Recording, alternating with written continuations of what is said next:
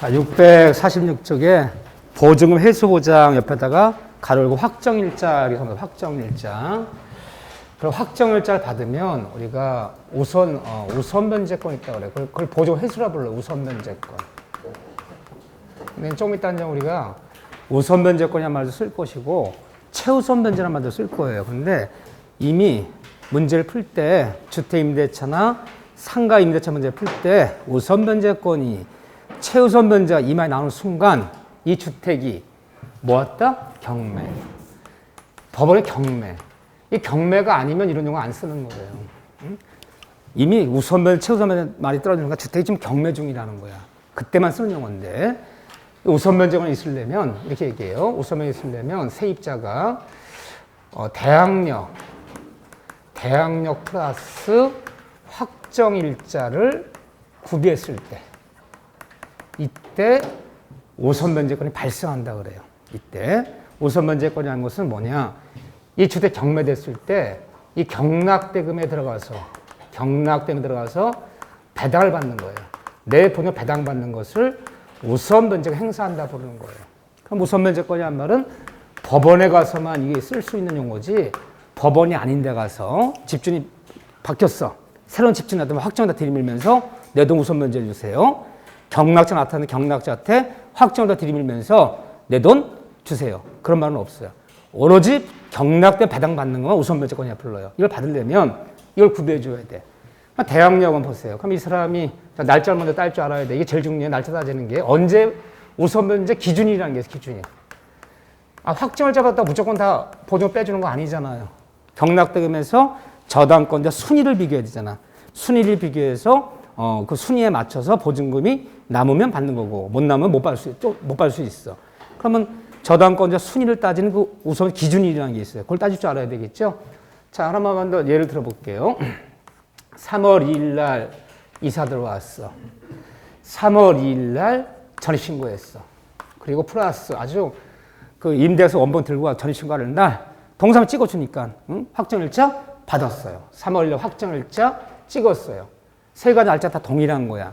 그러니까 얘는 우선 변제 기준일이 언제부터 기준을 잡는 거예요. 일단 대항 요건이 대항력이야.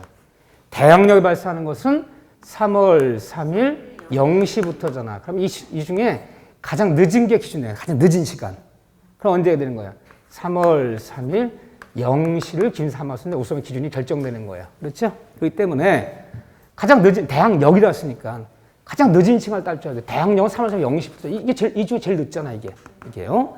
그런데 공교롭게 1년 6개월 뒤에 이게 경매가 경락이 됐는데 확정을 딱 들이밀고 배당받으러 봤더니 저당권자가 3월 2일 날 저당을 잡은 거야.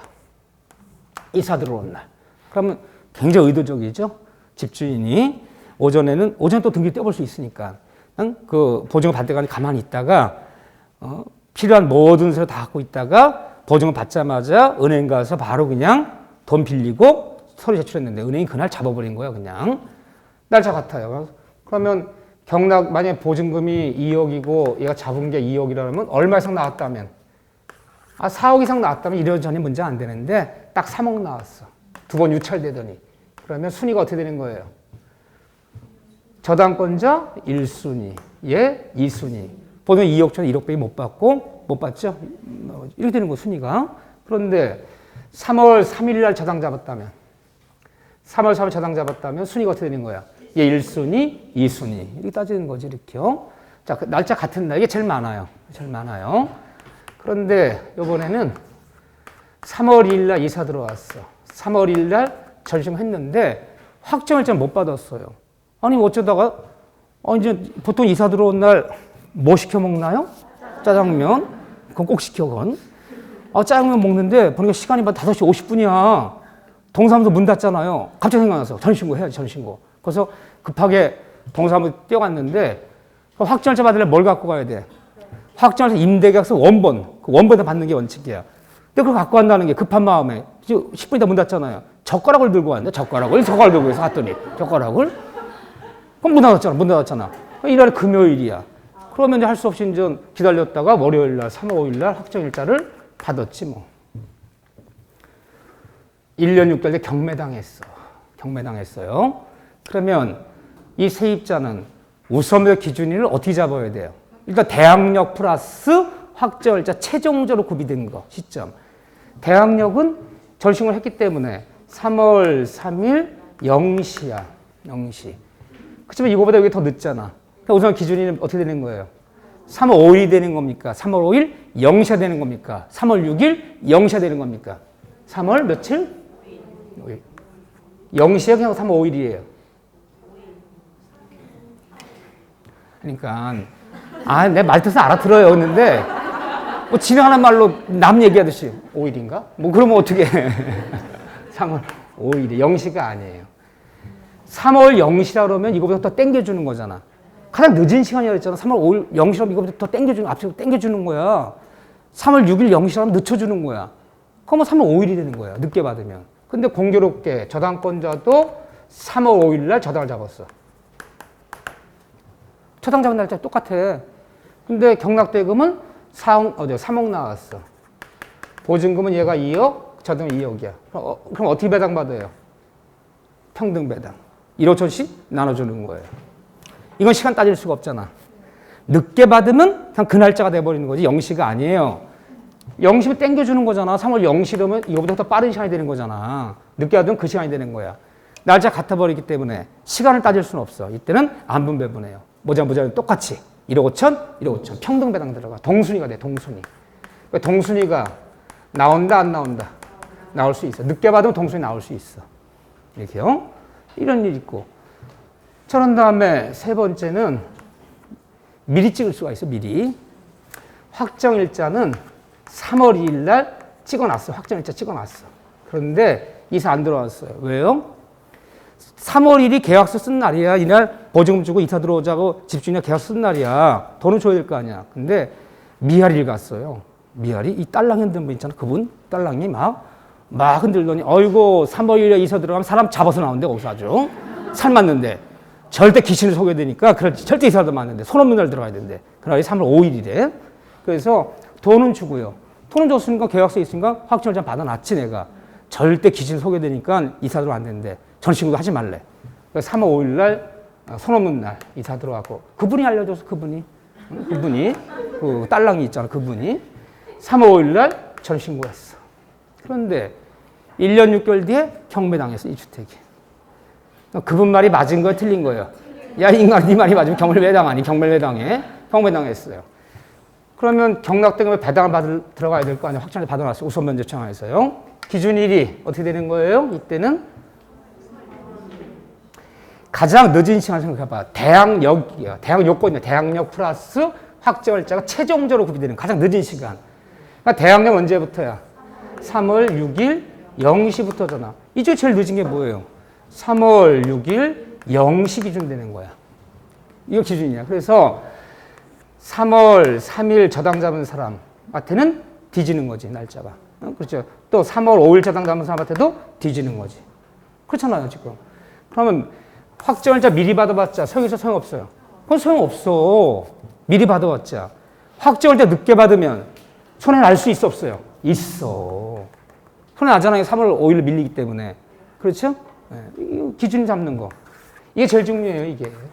요즘은 잠깐 내더라도 이렇게 정확히 이해하는가. 누가 배당성이 어떻게 되니? 골라봐라. 이렇게 내지, 단순하게 안 그냥 내잖아요. 딱 경우의 수는 세 가지야. 세 가지.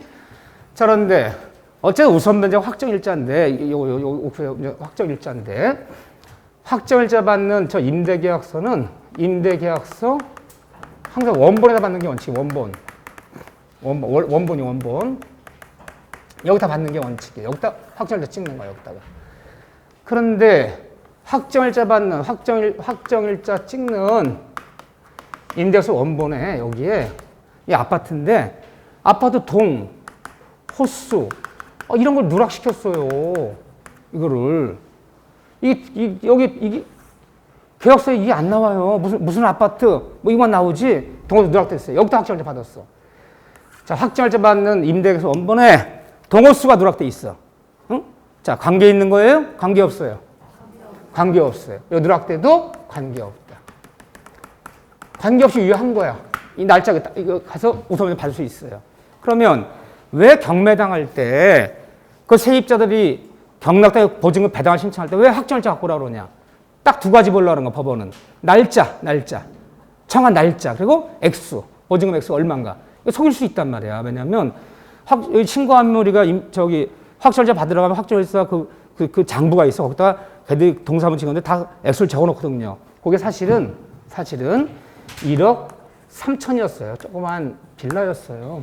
근데 경매당한데 내가 확정일자 여기다가 요거를 이렇게 했어. 나 1억 8천입니다. 요럴까봐. 그래서 날짜와 금액 확인하려고 그러는 거지, 뭐 동수 확인하는 게 문제가 아니에요. 없어요. 그렇지만 확정일자 받았더라도 배당 신청은 뭐하다? 필요한 거예요. 배당 신청해야 돼. 안 하면 안 줘요. 그러면 세선한 주택에서 이 주택 경매당할 때 언제가 배당 신청하는 걸 세입자 다 통지가 와요, 안 와요? 다 와요. 그래서 법원에서 경매당하는 그 집에 전입 신고된 사람한테, 모든 사람한테 다 통지가 가요. 몇 월 며칠까지 꼭 배당 신청 하셔야 됩니다.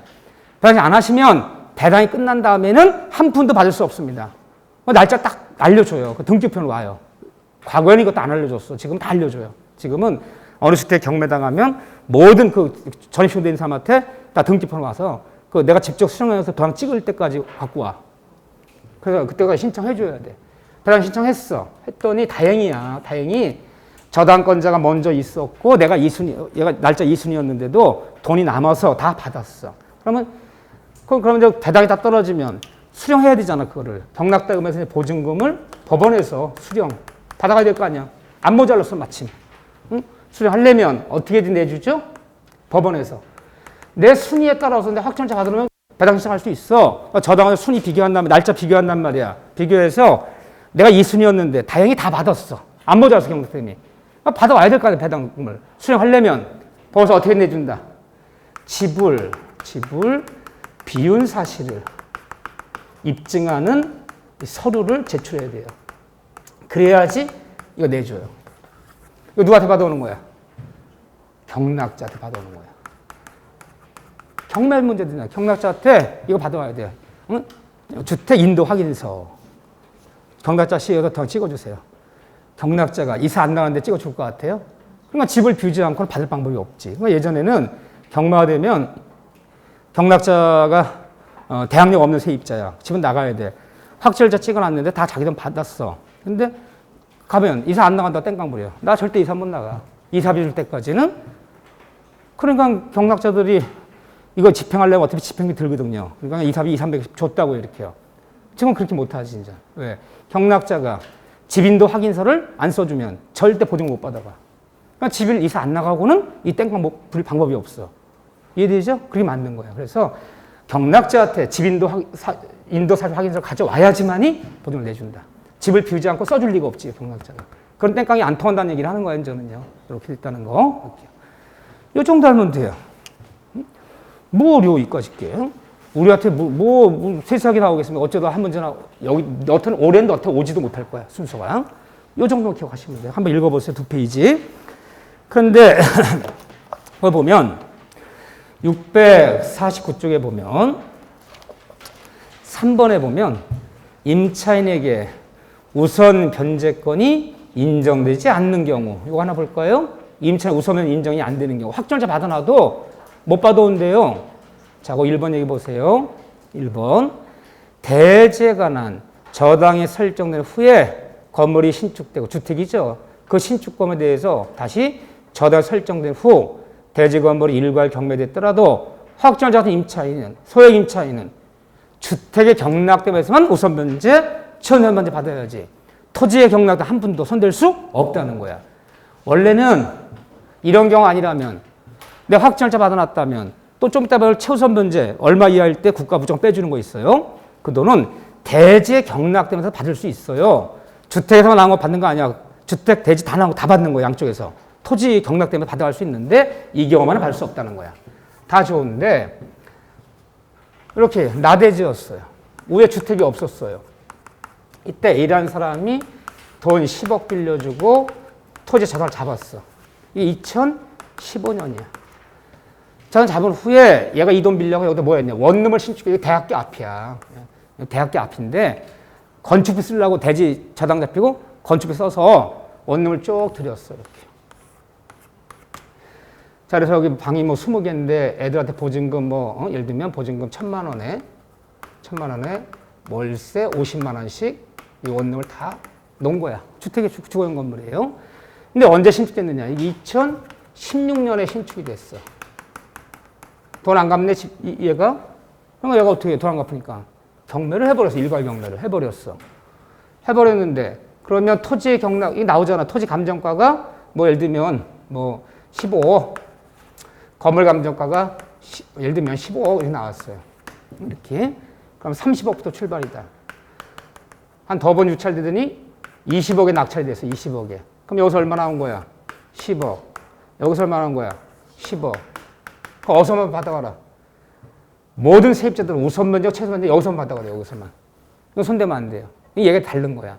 처음부터 대지가 있고 건물이 주택이 있었는데 그 주택 세를 들어온 사람은요. 대지의 경락되면서도 우선 면제 저는 받아갈 수 있어. 주택이 없었어요. 저당장 나대지였어. 토지에 저당 잡힌 후에 나중에 주택 신축됐다면 그 신축된 주택 들어온 사람들은 주택 경락대금에서만 우선 면제 저는 받아가야지. 토지의 경락 한 푼도 손대면 안 된다는 거야. 이해되죠?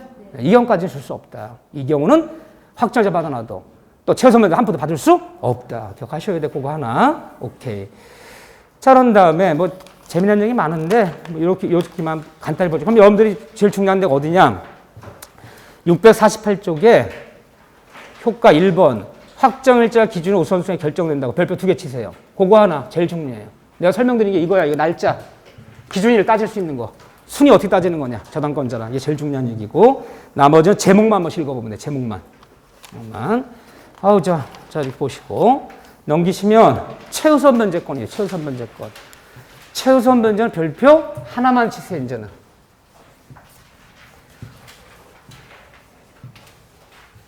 그렇지만 주택임대보호법은 뭐 민법에서 한 문제지만 또 어디서 나오나요? 중개사법 실무에서 또 한 문제 나오죠. 그리고 어떻게 보면 2문제짜리야. 그래도 거기서도 꼭 물으니까 실무 문제에서도 주택에서 이번에는 최우선 변제권. 최우선 변제라 부르기도 하고 이거를요. 용어 숫자 소액보증금이라고 불러요. 소액보증금. 여기 부르기도 하고 같은 말이에요. 소액보증금, 최우선 변제금 또는 이거를 이렇게 부르기도 해요. 보증금 중 일정액. 보증금 중 일정액. 이렇게 부르기도 하고 같은 말이야. 보증금 중 일정액. 소액 보증금. 최우선 변제금. 같은 말이에요. 자, 이거는 국가가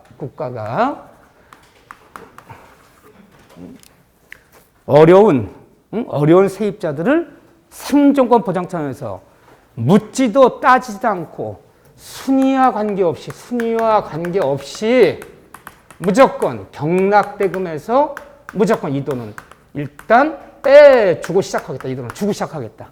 이 돈이 어떤 돈인데요? 이 최우선 변제금에 부르는 거 있어. 응? 이 돈은 먼저 주고 나서 순위 관계 주고 나서 나머지는 이제 확정일자 받아놨다면 네 순위에 따라서 맞춰서 돈이 남으면 주고 못 남으면 못 줄 수 있어. 이 돈은 무조건 준다. 이게 뭔데 그래 이 돈이. 자, 이 돈. 제일 중요한 게 뭐냐. 액수 외우셔야 돼. 이거 액수 직접 물어요. 거기 있네요. 650페이지에 서울에서는 보증 맨 밑에서 별표 요거 서울에서는 보증금액이 1억 1천만 원 이하일 때 얼마까지? 3,700까지. 과밀억제권역에서는 1억 원 이하일 때 3,400까지. 기타 인천광역시는 수도권에 들어가요. 과밀억제권역으로 들어가요. 기타 광역시는 6천만 원 이하일 때 2천만 원. 기타 시군지역, 뭐 안성시 이런 데는 5천만 원일 때 1,700만 원은 묻지 따지지도 않고 무조건 빼주고 시작하겠다. 그래서 서울에서 1억 1천일 때 3,700. 수도권에서 1억 원 이하일 때 3,400. 1억 1천일 때 37, 6억 원 이하일 때 34. 이 이하인 자는 무조건 이 돈을 빼준다. 이 돈이 뭐예요? 3,700, 3,400, 2,000, 1,700만 원이 뭔데 이 돈이? 이 돈이 자살방지기금이에요. 자살방지기금. 전 재산이 서울에서 1억 1천도 안 되는 사람은 이 3,400 안 주면 방 하나 못 구해. 이게 그 동네 반지하 방 하나 시세야, 이게. 서울에서 반지하 방 하나 더 얻으려면 3,400 줘야 되는데, 총 재산이 1억 1천도 안 되는 사람은 그냥 내쫓아버리면 3,400 못 구한다 보는 거야. 나 타워플에서 세 사는 사람인데 보증금이 10억이다? 10억 되는 사람 3,400 안 줘도 그 돈을 구할 수 있다 보는 거야, 어디 가서. 근데 이 전 재산 이것도 안 되나 이 돈 못 구한다 보는 거야. 이 돈 못 구하니까 얼리 올라갔어요, 이 사람이. 산으로 가서, 산으로. 번개탄 피워서 번개탄. 이런 일 속출했어. 한 번도 못 봤는데 확정일지 찍어봤자 순위가 뒤지니까. 또 이렇게 작은 집들은 보통은 저당이 많이 잡혀있거든. 응? 확정일지 받아서 꼴찌거든. 그러니까 이게 사적 이슈가 되어 있으니까 이 돈을 줄 테니까 제발 번개탄 피우지 마라. 제발 산으로 가지 마. 산으로 가지 마. 방 하나 얻어봐. 방 하나 얻어봐. 이게 그 동네 방 하나 시세야. 반지야. 자살방지금이야. 자살방지금을 논하는데 무슨 순위를 따지고 뭘 논리를 따져. 묻지도 마라. 무조건 줄 거야, 이 돈은. 그런데 그러면 최우선련 받을 때도 대항 요건은 구비가 돼줘야 되는 거야. 이것도 구비가 안 되면 이 돈도 못 받을 최선 문제도 뭘 갖춰야 돼요? 인도 플러스 똑바로 전신고는 똑바로 돼 있어야 돼. 하지만 최우선 문제 서울에서 1억 1천이 할 때 3,700 받을 때 확정일자는 필요 없어요. 확정일자 안 받아도 최우선 문제 줘요. 이거만 갖추면. 확정일자 안 받아놔도 3,700, 3,400 받을 수 있다. 확정일자 안 받아도. 그런데 이걸 언제까지 갖추라는 거냐. 국가 정책적으로 무조건 이 돈을 빼주겠다. 순위한 게 없이. 이 돈 받으려면 이걸 언제 갖춰야 되냐. 그럼 이 주택이 압류되기 전까지. 이거 갖춰야 돼. 그러면 뒤집어 얘기하면요. 압류된 후에는 전입신고 해봤자 소용없다는 거죠. 압류가 뭐냐? 이렇게 나오기도 하지만 정확한 말은요. 이 주택이, 세단 주택이 경매 등기 나기 전까지. 이미 경매 등기가 잡혔어. 경매 등기 잡힌 이후에 전입해 들어와 봤자 한 푼도 받을 수 없어요. 경매 등기 나기 전까지. 그런데 이 두 번에 속였던 문장이에요. 그래서 은행들이 어떻게 하는 걸 내가 보여드릴게요.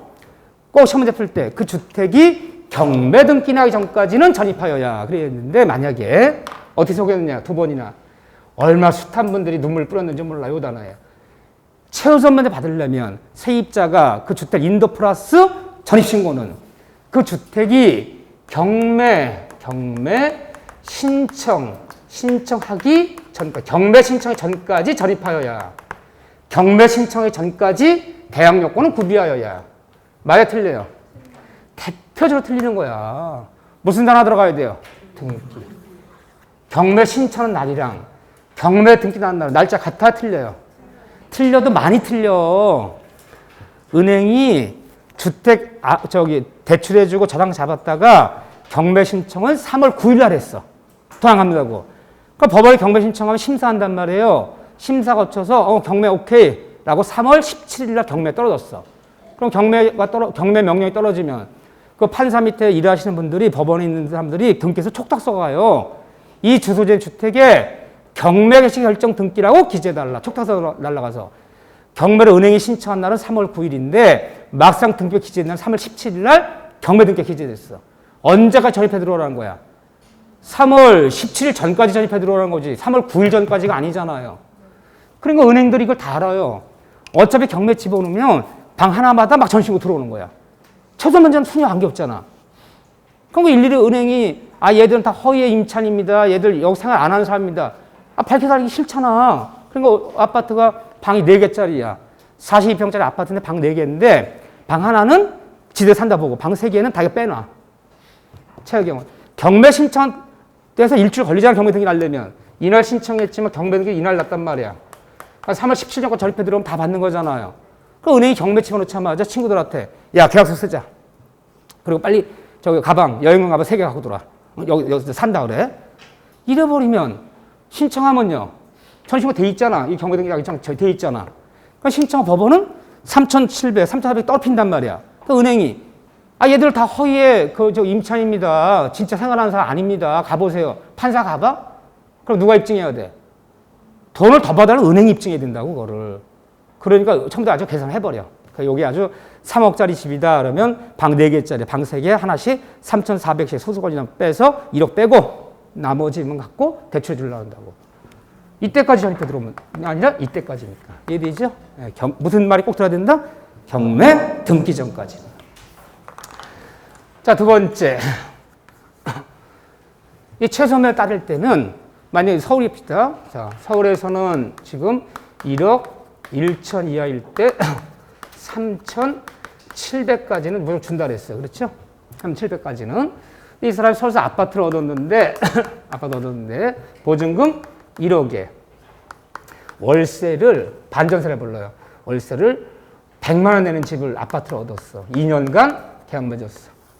들어왔어. 1년 살고 있는데, 보증금 줬지, 1억 원 집주인한테. 경매당했어. 그러면 이 사람이 최소면에 해당된다면요. 1억 중에서 일단 서울이니까 3,700까지는 받고 못 받는 6,300만 원은 확정 날짜 찍어놨다면 그 날짜 저당권자 순위 비교해서 돈이 남으면 받고 못 남으면 못 줄 수도 있지만 3,700 받아야 돼. 자, 이 사람 최소면제 해당하는 사람이에요? 해당 안 되는 사람이에요? 될까 안 될까요? 해당되는 사람이야. 받아. 3,700 받을 수 있어요. 왜 그런 거죠? 주거용 건물에서는 보증만 놓고 따지는 거지 월세를 더하게 하지 않아요. 월세 곱하기 100을 해서 보증 합치는 건 상가는 거래요. 항상 상가는 보증 계산할 때 월세가 있다. 월세 곱하기 100을 해. 여기 곱하기 100을 해. 100을 하면 이게 얼마짜리야? 이게 1억짜리 되는 거야. 얘 2억짜리야. 근데 주택은 보증만 놓고 따지지? 이건 따지지 않아요. 따지지 않는다. 월세는 플러스하는 게 아니다. 상가는 월세를 플러스해줘야 돼. 보증금 할 때. 주택은 플러스하지 않는다. 또 최소면제도 뭐는 필요하다. 배당 신청은 필요해요. 배당 신청 안 하면 안 줘요. 이거 신청해야 돼. 신청하는 날까지. 배당이 다 끝난 다음에 나 최소면제인데 묻지 따지지 않고 무조건 주는 사람인데 울고불고 해봤자 한 푼도 못 받아. 어디 가서. 응? 필요해요.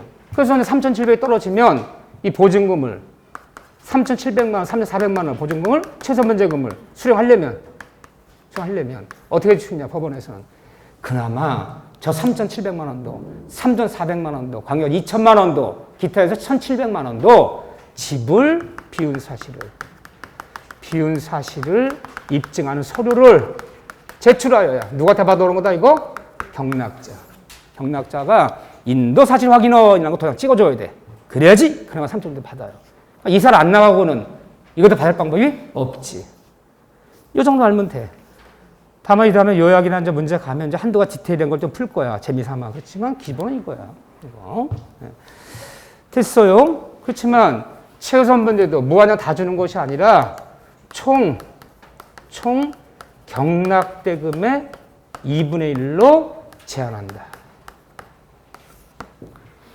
만약에 이게 원룸 같은 대학교 앞에 원룸 같은 경우에는 새 들어온 애들이 수명이야, 수명. 수명에 칩시다. 수명인데 이거는 보증금이 2천만 원에 자, 어디냐면 뭐 수도권이라 칩시다. 수도권이에요. 3,400까지 받을 수 있는 지역이야. 뭐 수원이라 칩시다. 2천만 원 월세 40만 원씩 내고 있었어요. 얘들이 다 모두 전신을 해놨어요. 근데 저는 그 전에 한번 제가 어제 강의할 때인데 여러분이 수원에 앞에 그 경희대학교가 있어요. 성대도 이공계는 거기 있고 그 앞에는 원룸, 대학교 앞에 원룸이 경매 나왔어요. 뭐 20몇 억에 나왔는데 그걸 경매를 한번 받고 싶다고. 받고 싶은데 이분이 궁금한 게 뭐냐면 내가 경매를 완납하면 여기 있는 학생들이 보증금 중에서 얼마 받아갈 수 있고 대학력 있는 애가 있는지 없는지. 대학력 있는 애들은 배당 신청 안 하고 경락자한테 집인도 거절할 수도 있거든요. 여러 가지 분석해달라는 거야. 그거 내가 안 할 수가 없잖아. 그래서 이거 일단 주세요. 그랬더니 복잡한 거야. 이 수명이 어떤 애는 그 의대를 다니는 애, 성대 의대가 거기 있거든요. 얘가 6년 전에 전입신고를 했어. 6년 전에. 6년 전에 전입신고했기 때문에 저당 잡은 것보다 빨라 얘가. 최선순위 저당보다 빨라. 얘 대학력 있는 애야. 대학력 있는 애인데 배당 신청을 받더니 배당 신청 안 했어. 배당 신청 안 했다는 것은 경락자 나타나면 경락자한테 인도 거절하겠다는 거야. 그럼 걔 보증금은 내가 책임져야 되잖아. 근데 걔가 얼마인지를 모르겠어. 신청을 안 했으니까 모르지. 액수가 얼마인지 모르겠고. 그냥 6년 된 애도 있고. 또 어떤 애는 이 소명 중 10명 정도 전신을 안 했어. 보통 뭐 1년만 이사 가고 막 그런데 애들이 막 이렇게 뭐 학기 끝나면 또 이렇게 딴 데 없고 그러는데 전신을 안 해놓은 거야. 전신을 안 해놓으면요. 최선 면제? 없지. 한 푼도 못 받지. 걔들은 이제 수도권이니까 2천만 원이니까 3,402년이니까 다 받는다고 원래는. 근데 전신을 안 해놨잖아. 전신을 안 해놓은 애들은 최선 면제도 안 되잖아. 확정일자는 필요 없지만 이건 해놔야 되잖아. 그래도 10명이 있고. 그럼 못 받는 거 애들은요. 나머지는 전신을 해놨어. 전신을 해놨으니까 경매 등기 나기 전에 전신을 돼 있으니까 걔들은 또 받는 거고 한 9명은. 이게 복잡하더라고. 다 계산해 본 거야. 10명은 못 받아. 10명은. 그런데 내가 뭐 왜 놀랬냐면 야 부모 돈 타다가 2천만 원씩 이렇게 보증 내고 학교 다니는 애들이 대학생 애들이 자기들도 뭐 주택임대 보호법이 어쩌고 뭐 이런 얘기 들었잖아. 왜 그런 조치를 안 취해놓을까? 너무너무 내가 한심했어 걔들이. 응? 물론 뭐 별일 없겠지. 아무래도 세상 감이 없어서 그래. 해놨어요 지금 부모의 귀한 돈을. 그럼 걔들 못 받아요. 법적으로 따지면. 뭐 등등 하고 여러 명이 들어. 전시가 안 해놓은 애들이 많더라고. 이걸 해놔야 돼. 자, 그런데 총 2분의 말이 다 돼 있다 칩시다. 그러니까 얘들이 다 신청하면 이게 얼마야? 4억이라고. 최소한 다 해당되잖아. 3,400 이하니까 수도권에서. 근데 총 경락대가 얼마 이상 나와야 돼요? 8억 이상 나온 문제가 안 되는데 7억밖에 안 나왔어. 한 3번 유찰되더니. 그러면 2분의 1이니까 3억 5천이잖아. 그러니까 얘들 4억 다 못 받아가고 여기서 받아와야 돼, 여기서. 그러면 아마 2천이 아니라 1,800씩을 받게 될 거야. 무조건 다 주진 않아요. 왜? 저당권자는 남겨야지 돈을 받지. 다 가져가면 어떡하니. 그래서 무조건 최소한 합친 금액이 총 경우 2분의 1 넘었을 때는 2분의 1로 제한해요. 여기서만 수명 나눠줘요. 여기서만. 이해되죠? 제한한다. 왜? 그래야지 저당권자 돈 얼마를 남겨 돈을 받죠. 무조건 총 경우 2분의 1로 제한한다. 제한하는데 최우선 변제가 안 되는 경우가 있어요. 안 되는 경우. 최우선 변제가 안 되는 거 어디 나왔나? 어디 있을 텐데. 저기요. 있네요. 이게 중요한 거야. 다음 같은 경우는 3,700. 3,700 줄 수가 없어요. 한 번 못 받아요. 자, 아까 본 얘기예요. 거기 뭐 첫째, 대지에 토지에 저당이 설정된 후에 나중에 주택이 신축된 집이라면. 아까 이런 거. 이 사람이 이거 돈 받아 건물 진 거야. 그러면 여기서만 받아가야지. 여기서 2분의 1로 제한받아 또. 토지 경락 한 번 손대면 안 된다. 나대질 때 저당 잡혔다가 저 토지에 주택이 신축된 경우에는 토지에서는 담도 10원도 처분 받을 수 없다. 첫째 이거. 두 번째는 세 번째 있어요. 임차 명령기간 주택이 있어요. 임차 명령기간 주택. 3번 동그라미. 임차 명령기간 주택이 있다. 임차 등기 명령 언제 내는 거예요? 좀 이따 보겠지만 2년 계약이 끝났는데 집주인이 보증금을 못 빼줘. 나는 전신을 빼야 돼. 치약 문제가 있단 말이야. 딴 데 가서 치약통에서 받아야 된단 말이야. 또 거기는 사택이 있어. 사택. 회사 부산을 발령났는데 보증 못 빼줘. 근데 보증도 안 받았는데 전신고를 퇴거시켜버리거나 집을 이사가 버리면 대항 요건이 깨져버려서 아무도 못 받단 말이야. 이러지 저런 이사도 못 나고 어줍중한 게 있는 거야. 그런 사람들은 어디 쫓아가서 주택 소재지 관할법원 쫓아가서 임차 명령 신청해서 그 명령 등기 내놓으면 집을 비우더라도 이사 나가더라도 2년 전에 받아놓은 확정일자가 2년 전에 전신과 대항을 그대로 유지시켜주겠다. 임차 명령기간 주택은 빈집이야. 빈집 이사 나갔어. 빈집이더라도 뭐로 취급하느냐. 압류된 주택으로 취급해. 그러니까 빈집이라 그 이외에 들어온 임차인들은 설사 서울에서 1억 1천 1억 원, 1원 이하더라도 최소한 받을 수 없다. 임차 명령주택은 빈집이더라도 세입자가 들어오면 안 돼. 최소한 못 받아요. 압류된 주택을 보는 거야. 또 하나는 의장 전입한 거죠. 당연하지. 이거 통정의 표시야. 통정의 표시. 실제 세입자도 아니면서 빌려준 돈을 돈 받을 목적, 야, 너 이대로 경매 나가면 나는 5천 못 받으니까 너 방 하나에 빨리 저기다 임대계약서 한 것처럼 쓰고 니네 집 전신구해 놓을게. 실제 거주 목적 없이 돈 받는 수단으로, 채권 확보 수단으로 이걸 쓴 거야. 이거는 의장 전입이나 마찬가지지. 이거는 통정의 표시야. 얘들은 받을 수 없다. 받을 수 없는 문제가 아니라 이러다 걸리면요. 야, 내가 지금 경매 나갈 것 같은데 너 그냥 쪼그레다 건져야겠어. 나랑 임대계약서 평택이니까 무조건 여기는 저기 이하면 6천, 얼마야, 얼마? 평택이면 얼마죠, 여기가? 6천만 원 이하야. 평택 아니, 기타 지역이라고 그러더라고요. 기타 지역. 야, 이거 너무 작다. 1,700원. 평택에서 1,700원 갖고 반지 없겠어요? 옛날 얘기지. 네.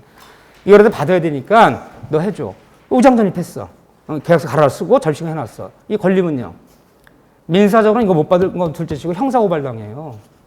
남을 속이기 위한 저당권을 속여서 1,700 받아가는 거잖아요. 그러니까 저당하자는 사람들이 형사고발하면 이거 사기죄로 벌금 나와요. 이거 함부로 하면 안 돼. 이거. 근데 어쨌든 우장전입자는 주거목적 없기 때문에 최소한 받을 수 없다. 딱 3명이네요. 3명. 임차 명령에 대한 주택, 임차 명령에 대한 주택, 나대질 때 저당 잡혔다가 주택 나중에 신축된 곳, 거기 들어오는 세입자들, 주거 목적 없이 돈 받는 수단을 써먹는 우장전입자들, 통전 표시는 무효다, 무효. 이건 세 군데 못 받아요. 그거 정도. 그래요. 그 정도 봐주시고, 그 다음에 653쪽에 보세요. 임차 등기 명령제도. 법조문만 읽어보면 돼요. 자, 거기 법조문만 보세요. 1번에 보면, 1항에 보면, 임대차가 끝난 후 2년 계약이 끝났는데 보증금을 반환받지 못한 경우 임차인은, 자, 현관앞에 보세요. 주택 소재지 관할 법원에 어디다 신청하는 거냐? 임차 등기 명령은. 그러면 주택 소재지 관할 법원. 과거에 한 번 나왔었는데 이게 26회 때 어떻게 사람들이 처음 보고 와서 책상 뒤집어 엎었어. 짜증난다고. 그때 어디서 썼냐면 2년 계약이 끝났는데 보증을 반환받지 못한 임차인들은 임대인 주소지 관할 법원에 여기다 임차명등을 신청하여. 맞아, 틀려요? 무슨 임대인 주소지야. 임대인 주소지가 아니라 주택 소재지. 여기다 신청하는 거지. 이걸 다 속였어, 이거를. 자, 평택에 있는 아파트야. 새 들어왔어. 2년 끝났는데 보증 못 빼주네. 어디? 평택법원 신청해야지. 그 집주인 서울 사람이래. 서울에 있는 법원가 신청하는 거 아니잖아. 임대인 주소지가 아니라 주택 소재지 관할 법원에. 요거 첫째 잘 속이고. 틀리는 거예요. 이거 틀리는 거예요. 이거. 조심. 두 번째. 그래서, 판사가, 그래, 임차권 등기 내라. 명령 떨어지면, 이거 갖다가 등기 내는 거 완전. 등기 내는데, 만약에 2항에 보면 그 파란 글씨요. 이걸 내버리면 대항력이냐 우선 면적 그대로 유지되는 거야. 2년 전에 받아놓은 확정일자. 2년 전에 전입신고를 그대로 유지해 주는 거야. 그 집을 벼주는 거야. 벼도 관계가 없어. 그런데, 네 번째 보세요. 거기 봐보세요. 세 번째. 그래서 임차권 등기 명령의 집행에 따른 임차 등기가 끝난 주택은 임차 등기 내놓고 이사 나갔다면 빈집이더라도 압류된 주택으로 취급하기 때문에 이후에 들어온 임차인들은 비록 1억 1천, 1억 원 6천, 5천 이하이더라도 최소한에 받을 수 있다 없다? 없다. 들어오면 안 되는 거지. 그 다음에 거기 보면 거기 4번에 보면요. 번호가 배워 지들도 마음대로 써놔서 보면 임차인은 제1항에 따른 임차 등기 명령 신청과 그에 따른 등기 비용은, 이게 등기 비용 들어요. 등기 내려면 등록세, 등록세 인지 붙여야 돼. 이 다음에 이 비용을 받을 수 있다. 집중해. 받을 수 있다. 또 하나, 거기 9번에 있어, 9번. 금융기관 등이, 아니면 금융기관이 나와. 요즘은요. 전세금 은행에서 대출해 주잖아요. 전세금 대출해 주잖아. 근데 2년이 끝났어. 끝났는데 집중 안 빼주면 걔들이 신청, 걔들이. 은행이. 전세금 대출해준 은행이 금융기관이 임차인을 대신해서 명령에 신청할 수 있다. 자, 여기서 추가할게요. 자, 그런 얘기인데, 그 집을 이제 이사가도 되는데, 거기에 추가할 게 뭐냐. 이때, 그래서 제일 잘 나온 지문이 이 지문이죠, 사실은. 그래서 임대인이 임차 명령된 주택에서 집주인이 보증금을 반환, 빼주는 거와, 빼주는 거와, 임차 명령내고 이사간 임차인이 임차 등기 명령에 필요한 이 말소, 이 등기를 말소시켜주는 것 사이에는 서로 동생변이다, 동생관계가 아니다. 동생이 아니다. 뭐라 배웠어요? 임대인의 보증금 반환이 무조건 선행이다.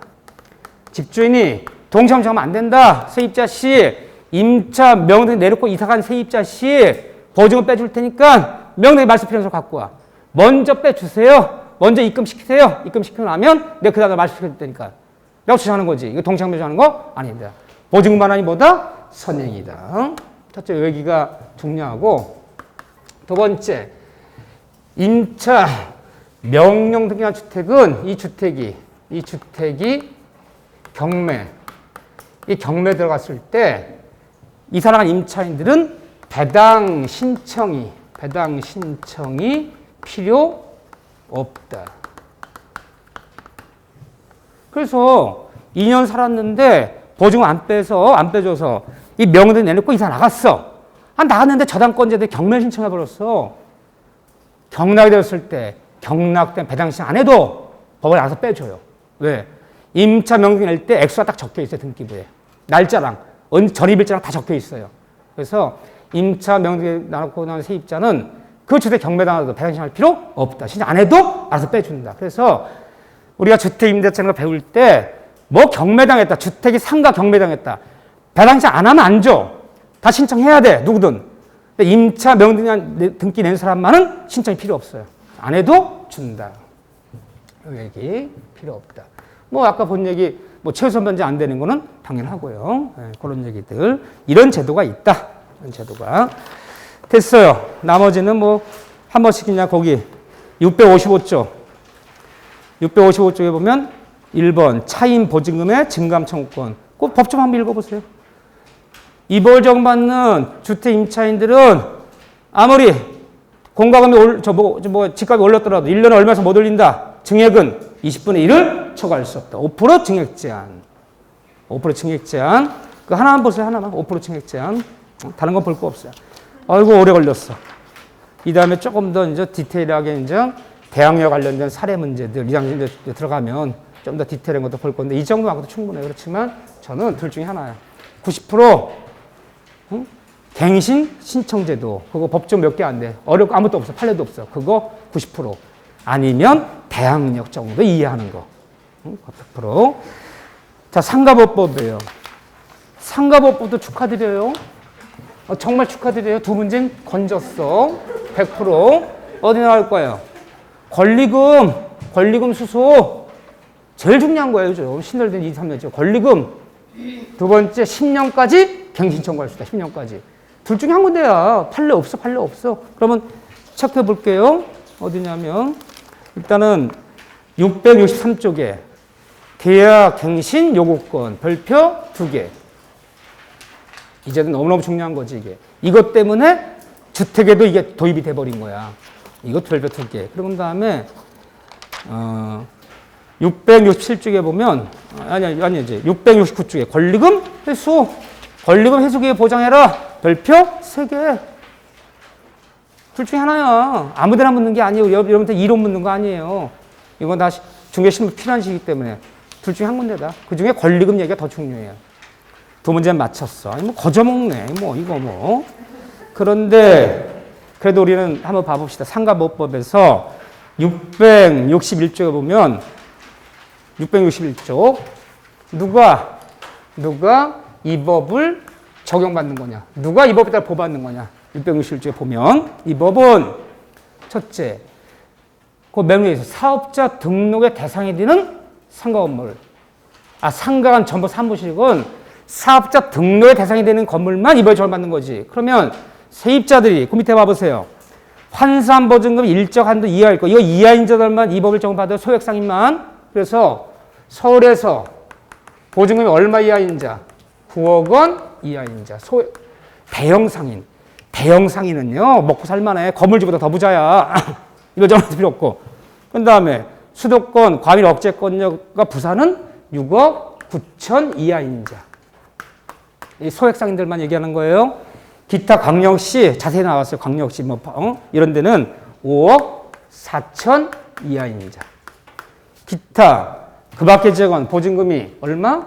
3억 7천 이하인 차만 이 법을 적용받아. 그러면 이거 평택이야. 여러분들이 올해 중개사 자격증 따서 취득하는 것은 당근이고 우리가 이렇게 열심히 했는데 못 따겠어요? 당연히 따서. 그러니까 우연찮게 내년 3월에 사무실을 얻게 됐어. 얼마짜리 이하로 얻어야 돼? 3억 7천. 3억 7천 이하로 얻어야 돼. 여기는 그 밖에 시군 지역이잖아. 그럼 3억 7천 이하로 얻으려면 이 보증금을 논할 때 이거 이하인 자만 이벌 정받는데 보증금에 플러스 월세 곱하기 100을 해서 보증금이 합치는 거야. 그러면 만약에 평택에서 얻는다라면 보증금 1억에 플러스 얼마여야 돼? 보증금이 월세가 270만 원에 얻었다. 큰 아파트 단지에 있는 좋은 상가 건물이야. 그래서 곱하기 100을 하면 이게 얼마 되는 거야? 2억 7천. 합쳐서 얼마죠? 3억 7천. 그럼 보증금 1억에 270만 원까지 이벌 적용 받아. 그러니까 이걸 초과해버리면 대형 상인이 돼. 이벌 적용 대상이 아니야. 이거 이하로 얻는 게 좋겠죠? 그렇죠? 그런데 일단 이 액수도 기억하셔야 돼. 요거는. 제가 웬만하면 저는 여기서 주택은 최우선 면적을 외우셔야 돼. 상가에서 이벌 적용 대상이 되는 보증금 액수 얼마인가. 이거 책상에 적어야 돼. 다른 건 볼 필요 없어. 숫자. 이하인자만 되는데 이거 이하이더라도 사업자 등록의 대상이 돼야 돼. 상가 점포더라도. 그러면 사무실, 상가 점포가 이거 이하일 때는 다 이벌 적용 받을 수 있어. 근데 사업자 등록 대상이 돼야 되는데 대상이 안 되는 게 뭐가 있냐? 사업자 등록은 세무서 가서 내는 거잖아요. 사업자 등록 신청해야 되는데 종교단체 사업자 등록 안 내잖아. 종교단체 비영리단체 뭐 예를 들면 뭐 어머니 독수의회 뭐 YWC 무슨 노타리 클럽 뭐 이런 거 있잖아요. 뭐 친목단체 이런 데서 사무실 얻더라도 얘들은 사업자 대상이 아니잖아. 이런 사람들은 보증금이 이거 이하이더라도 이거 적용 대상이 아니지. 사업자 등록을 낸 상가 임차인만이 이벌 적용 받는 거예요. 이해되시죠? 네. 이런 사람들은 적용 대상이 아니에요. 근데 이거 이하라면 이 상가보호법은 우리는 자연인만 보호 대상이 아니라 법인도 보호 대상이 되는 거야. 법인도. 사업자 등록 대상이 된다면. 그렇지만 이거 이하인 자가 이거 이상은 이거 적용 없고 이거 이하인 자가 이 법에 따라 특별히 보호 받으려면 소액상인이지 소액상인 보호 받으려면 뭐는 갖춰줘야 돼? 대항 요건은 구비할 거. 아까 주택임대차에서 세입자가 그 특별법 따라 보호 받으려면 뭐는 갖춰줘야 돼? 세입자가 대항 요건은 구비할 거. 보증금이 9억 원, 6억 9천, 5억 4천, 3억 7천 이하인 자도 대항 요건은 갖춰줘야 돼. 그래야지 이거 보호 받는 거야. 상가법을 보호받으려면 보증 이거 이하인 자들이 뭘 갖춰야 되냐? 상가 인도 플러스 관할 주소지의 사업자 등록 갖춰야 되는 거야. 등록 갖춰야 돼. 그러면 대항력은 이거 놀랄 필요 없어. 대항력은 언제 발생하는 것이냐? 사업자 등록일 이 길부터 그럼 틀려요. 이게 포인트야. 등록일이 아니라 사업자 등록 신청일 이 길부터 대항력 이때 발생하는 거야. 신청일 이 길. 등록일 이 길이 아니야. 아니 사업자 등록일이 있고 신청일이 다른가요? 다를 수 있어요. 내가 부가치세법에 따라서 사업자 등록 신청은 평택세무서 가서 금요일 날 신청해서 금요일 날. 그런데 사업자 등록은 화요일 날 났어요. 신청일이랑 등록일은 달라요. 신청 언제 했다고요? 금요일. 등록은 언제 됐다고요? 화요일. 그러면 사업자 신청 이 길이니까 금요일 날 신청했다면 토요일 0시부터 대항력이고 사업자 등록일 이 길이라면 화요일 날 등록했다면 수요일부터라는 얘기잖아요. 신청일 이 길부터 대항력이지 등록일 이 길부터 대항력이 아니라 이거 하나만 조심하셔. 객관식 하나만 이거 인정하고. 그런데 진짜로 중요한 게 어디냐? 그거 보시면 여러분들이 661쪽에 보면 매매 3번이 3번. 맨 밑에 있어 3번. 661쪽 매매 3번. 거기다 별표 2개 치세요. 형보다 쫙 크세요. 별표 2개 크게. 요거 중요해 생각보다. 환산 보증금 액수를 초과하는 임대차. 그러면 모든 상가, 점포, 사무실 임대차가 이 법에 따라 보호받는 것이 아니라 상가, 점포, 사무실 임차인이 이거 이하인 자면 이걸 보호받잖아. 이걸 초과하는 대형 상인들은 이 법의 적용 대상이 아니야. 그러면 이걸 초과하는 액수를 초과하는 상가 임차인들은 이 상가보호법을 이걸 적용받지 못해. 이 법을 적용받지 못해요. 적용받지 못해 뭘 적용받는 거야? 얘들은 그냥 민법상 임대차를 적용받아야지 이 특별히 못 받아요. 대형 상인을 보기 때문에. 그런데 최근 3년 개정상에서 초과하는 임차인들 상가 점 사무실이라면 서울에서 9억 원, 6억 9천 초과하는 대형 상인들도 이 법에 따라 보여주는 게 4가지가 생겨버렸어요. 자, 뭐 생겼냐? 첫째, 얘들도 초과하는 상가 임차인들도 10년까지 갱신 청구권을 모두 인정, 보장해주겠다. 그러면 상가 점포 얻었을 때 내가 10년간 갱신 요구할 수 있는 것은 논할 필요 없는 거야. 모든 상가 임차인이 아니야. 모든. 초과든 안 하든 이게 합치면 모든이 되는 거잖아. 모든 상가 임차인에게 인정되는 거. 10년까지 갱신 청구권 모두 인정해주겠다. 초과하더라도.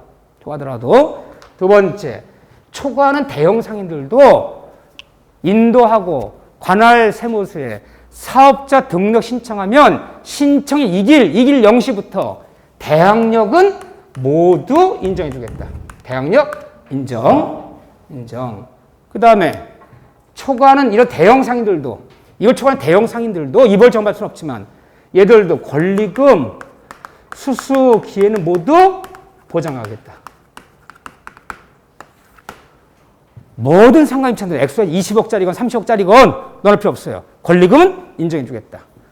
네 번째, 초과하는 얘들도 3기 차임이 연체됐을 때, 연체 시 상가임대 해지 사유라는 거. 이거를 규정에 집어넣어버렸어요. 그러면 민법상 임대를 따라가면 몇 기야 원래는? 2기야 2기. 그전에는 상가법벌 적용받으면 3기. 상업을 초과하는 대형상 2기. 이게 달랐어요. 다 똑같이 통일시켰어. 모든 상가 임차는 액수가 10억이든 20억이든 100억이든 상기차임 연체가 해지 사유다. 4가지는 공통점이야. 다른 점. 그러면 이건 초과하는 애들도 다 공통 적용이야. 다른 점. 초과하는 얘들이 적용받지 못하는 거. 그럼 이거는 이 금액에 들어와야지만 적용받는 거 있어요. 얘들은 확정일자 받아봤자 우선 변제권은 없어요. 얘들만 있어, 우선 변제권. 확정일자 받았을 때. 최우선 변제 논할 필요도 없고. 당연히 얘들이 이미 액수가 초과하는데 무슨 최우선 변제야. 이미 이걸 넘어서는데. 쓸 필요도 없는 거고, 최우선 변제는. 또 하나, 중요한 게 뭐냐면요. 얘들 계약 끝났을 때 보증금 안 빼준다고 해서 관할 소재직 법원에 가서 초과한 상가 임차인들은 임차 명령 등기 신청 제도가 없어요. 임차 명령이 내는 것은 액수 이거 이하일 때만 명령 내버려 상가 비우더라도 그대로 인정되는 거야. 그 다음에 세 번째는 이 체단 기간이라는 게 있어요. 체단 기간. 상가보호법은 아무리 짧게 정해도 몇 년? 1년은 보장해줘라. 주택은 몇 년? 2년. 근데 그 1년 보장은 이거 액수 이거 이하인 자들만 1년 보장이야. 이거 대형상인 3개월이면 3개월만 끝나는 거야. 한 달간 한 달만 끝나는 거야. 최단기간 보장 보호할 수 없어요. 제일 중요한 게 뭐냐? 이거 빠져서 교과서에. 제일 중요한 건 얘들은 증액 제한 규정에 적용이 없어요. 1년에 5% 이상 증액할 수 없다. 이 적용을 안 받아요. 상가법을 적용받아야지만이 1년에 몇 % 이상 못 올린다? 5%. 상가법을 적용을 초과하는 대형 상인은 1년에 5% 이상 올리지 못한다 법이 없어요. 그러면 실질적으로 이제 이렇게 다 인정이 되기 때문에 이 상가법을 적용받을 것이냐 안 받는 대형 상인이냐 큰 차이는 없어. 차이 있다면 이게 제일 중요한 게 이거. 상가법을 적용받으면 아무리 올려도 1년에 몇 프로? 5%. 그러니까 10년간 갱신 청구해도 5% 계속 올려서 10년 지나도 50% 이상은 안 되는 거야. 근데 얘들은요. 10년까지는 갱신할 수 있지만 5% 증액 제한이 없어. 이 차이점이 상가를 적용받는 것과 받지 않는 사람의 가장 큰 차이점이다. 이 증액 제한 적용 없어요. 10%도 올릴 수 있어. 여기는. 기억하셔야 돼. 요거 중요해, 생각보다. 적용받자는 초과한 상인도 4가지는 인정한다. 그 다음에 663조 계약갱신 요건. 자, 10분 쉬었다가 요 얼른 보고, 그 다음에 가담법 볼게요. 얼른. 가담 같이 볼게요.